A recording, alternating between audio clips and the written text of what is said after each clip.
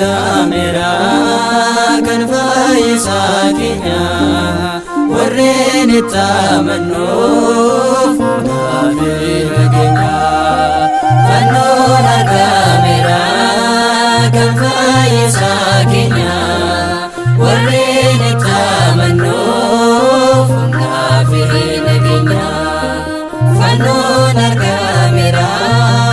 bara Phiilaaxoosii fannoon argameera mannichi hatame fannoon argameera kuusin baraadeera fannoon argameera irratti gatame fannoon argameera yeroof dhokatullee fannoon argameera misiraachoon ta'e fannoon argameera kunoo mul'ateera fannoon argameera agattiin sin ga'e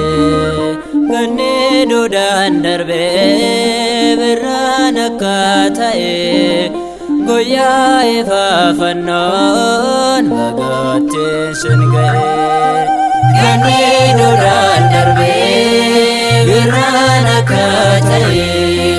guyyaa ifaa fannoon agattiin sin ga'e fannoon argameera mootichi leeni fannoon argameera hafuuraan durfamte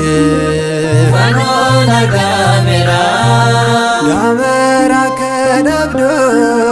fannoon argameera abbootaan gorfamte fannoon argameera tulluu kosii sadii fannoon argameera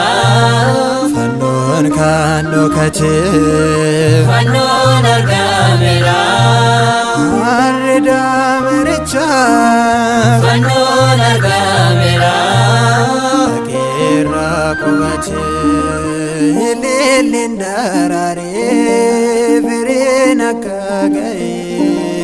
guyyaa ifaa fannoon agarsiisin ga'e ililliin daraaree firiin akka ga'e guyyaa ifaa fannoon agarsiisin ga'e fannoon argameera ayyaana guddaadhaan fannoon argameera kan fannoo hodichaan fannoon argameera warreen gammadanii fannoon argameera maqaayyoo fililchaan fannoon argameera misiraachuu himuu fannoon argameera Gabriel fannoo baatee fannoon argameera waaqni dhala namaa fannoon argameera lafa har'aatti laatee ganni duudhaan darbee birraan akka ta'e guyyaa ifaa fannoon agattiin sin ga'e ganni duudhaan darbee birraan akka ta'e guyyaa ifaa fannoon agattiin sin ga'e fannoon argameera akkuma argame fannoon argameera carraadhaaf qophaa'e fannoon argameera biyyoota addunyaarra fannoon argameera Itoophiyaadhaaf bahe fannoon argameera kan nagaaf jaalala fannoon argameera kan fayyina ta'e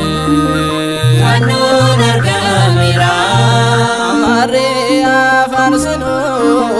fannoon argameera isarraan nu gahe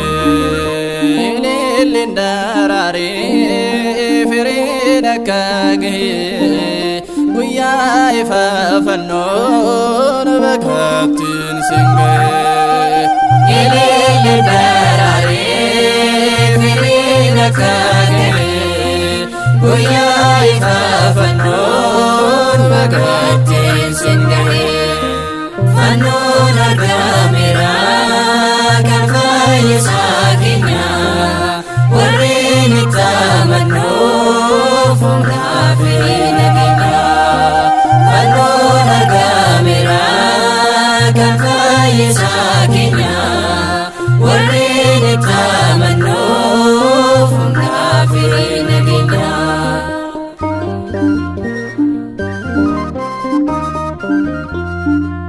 Yaa Waaqayyo Gooftaa, si'iin jalqabnee si'iin xumurree galanni maqaa kee ulfaataatiif samii irratti ergamootaan biyya lafaa irratti darbamatiin kan galatoome yaa ta'u. Ameen.